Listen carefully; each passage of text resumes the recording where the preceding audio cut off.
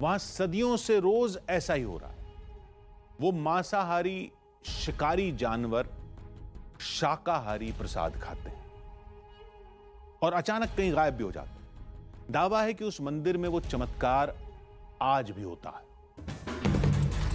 उस मंदिर तक पहुंचने के लिए हमें कच्छ के रेगिस्तान को पार करना था और पहुंचना था कच्छ के वीराने में मौजूद एक ऊंची पहाड़ी पर, जिसका नाम है काला डूंगर। कुछ देर के सफर के बाद हम भी उस मंदिर तक पहुंच गए। भगवान दत्तात्रेय यानी ब्रह्मा, विष्णु और महेश, तीनों का एक रूप। ऐसी मान्यता है कि रोज यहां ऐसा ही होता है। रोज चावल और गुड़ का भोग लगता है और उसे खाने कुछ सियार अपने आप चले आते हैं। चमत्कार कहो या कुछ भी कहो कि जब भी लौंग की ये साध पड़ेगा तो वो कहीं पे भी होंगे, वो अपने आप वहां पे वो आ जाते हैं। संभाव से देखा जाए तो वो अपना नियमित समय से आएंगे। कुछ ही देर बाद मंदिर में आरती का वक्त हो गया। हमें बताया गया कि आरती के ठीक बाद सियारों के लिए प्रसाद रखा जाएगा। हमारी आंखों के सामने कुछ सियार जंगल से अचानक प्रकट होंगे और एक मांसाहारी खतरनाक जानवर भगवान के शुद्ध शाकाहारी प्रसाद का भोग लगाएगा। देखते ही देखते मंदिर में हलचल तेज हो गई और मंदिर का एक कर्मचारी प्रसाद लेकर निकल पड़ा। ये प्रसाद तैयार है, लेके जा रहे हैं उसी जगह पे जहां पर लौंग आते हैं, सियार आते हैं।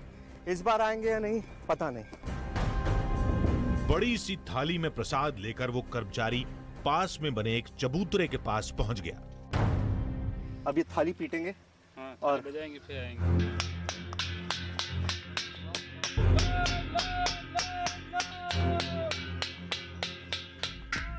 तो ये वो लौंग की आवाज है जो ना जाने कितने युगों से इस पूरे इलाके में गूंजती है और सियारों को पता चल जाता है कि उनका प्रसाद पहुंचा दिया गया है, वहां रख दिया गया है।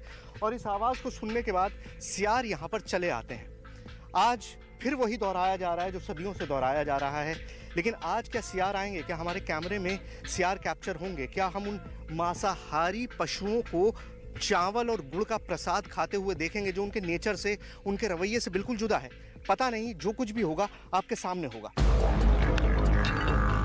सियारों का इंतजार करने हमारी टीम को दूर जाना होगा, लेकिन उससे पहले हमने इस चबूतरे पर अपना गोप्रो कैमरा छोड़ दिया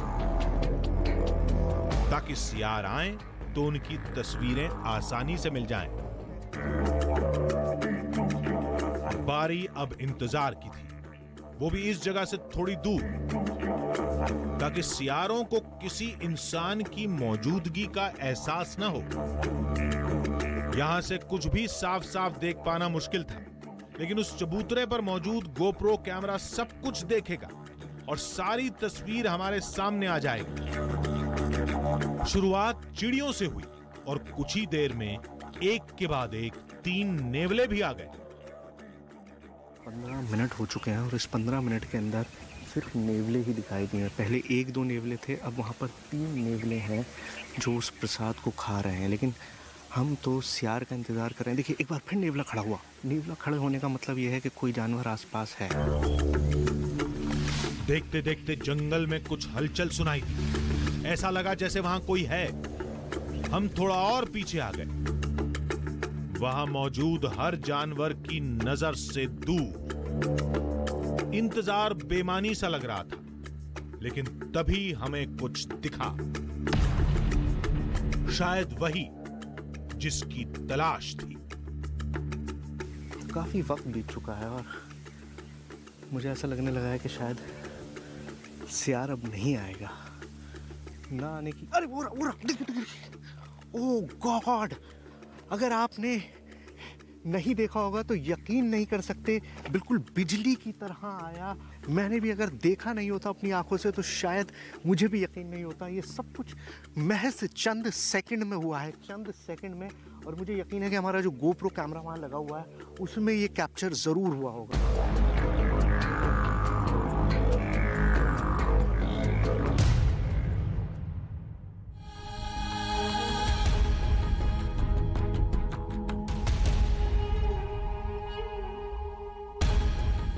भगवान दत्तात्रेय का मंदिर और सदियों पुराने चमत्कार का दावा। उस मंदिर के प्रसाद का पहला भोग लगाने सियार आते हैं।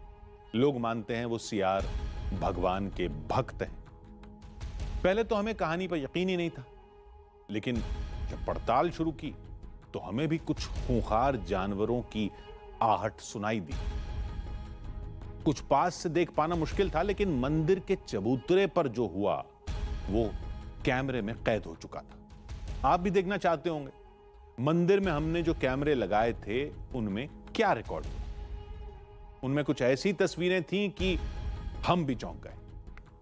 अब हम आपको वो हैरत भरी तस्वीरें दिखाते हैं और ये बताते हैं कि सियारों का आना वाकई कोई चमत्कार है या कुछ और।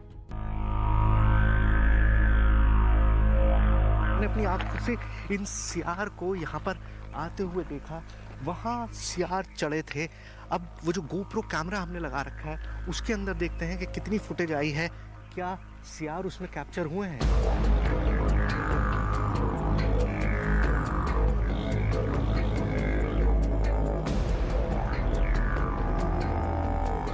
आइए देखते हैं हमको क्या मिला है। सियार को हमने अपनी आंखों से देखा है, अब आप भी देखिए कि सियार यहाँ पर आए थे, उन्होंने क्या खाया, प्रसाद ग्रहण किया और ये बात साबित कर दी कि युगों से जो कुछ यहाँ पर होता आया है वो आज भी होता है। हमने कैमरे की तस्वीरों को खंगाला तो होश उड़ गए। शुरुआत में 2 सियार चबूतरे के ऊपर चढ़ते हैं, प्रसाद को चखते हैं और लौट भी जाते हैं, लेकिन फिर एक के बाद एक सियारों का पूरा झुंड आता है। 2, 4, 6, 8, देखते ही देखते करीब 10 सियार पहुंच गए। एक मांसाहारी जानवर जिसे जंगल में शिकार करने की आदत है, वो इस मंदिर में शाकाहारी प्रसाद खा रहा था। सियारों का वो झुंड काफी देर तक रहा और फिर अचानक कहीं गुम हो गया। मंदिर में मौजूद तमाम लोग आज फिर उस चमत्कार को नमस्कार करने लगे। हमने जो कुछ भी देखा वो किसी अचंभे से कम नहीं था। हम सोच में पड़ गए कि आखिर मंदिर में सियारों का आना वाकई भगवान की महिमा है या फिर इसकी कोई और वजह भी हो सकती है।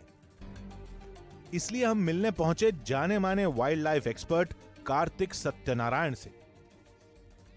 यदि ये मंदिर में ये लोग इनको दे रहे कोई चीज़, इसका मतलब यही है कि उसको वो आसानी से मिल जा रहा है, तो वो उस टाइम निकल के वो उसको खा के वो चला जा रहा है। तो ये कोई चमत्कार वाली बात है नहीं, ये नॉर्मल एनिमल बिहेवियर है कि कहीं उसको कम मेहनत करते हुए उसको खाना प्राप्त हो रहा है तो वो उसको जरूर खाएगा। कार्तिक के मुताबिक एक मांसाहारी जानवर का शाकाहारी प्रसाद खा लेना कोई ताज्जुब की बात नहीं है। इसकी भी एक वजह है। जानवर को भी और इंसान को भी एडिक्शन हो जाता है थोड़े दिन बाद कि मीठा थोड़ा सा चाट लिया और फिर जब हमारा सुक्रोज लेवल्स और ब्लड शुगर लेवल्स इंक्रीज हो जाता है, उससे ऑटोमेटिकली एक एनर्जी हाई मिलता है, थोड़ा सा ज़्यादा एनर्जी मिलता है, चाहे वो जानवर हो या इंसान हो। हमें बताया गया कि मंदिर में प्रसाद रखने के बाद थाली को पीटना सियारों के लिए एक इशारा है और सदियों से जारी ये सिलसिला अब सियारों की आदत बन चुका है।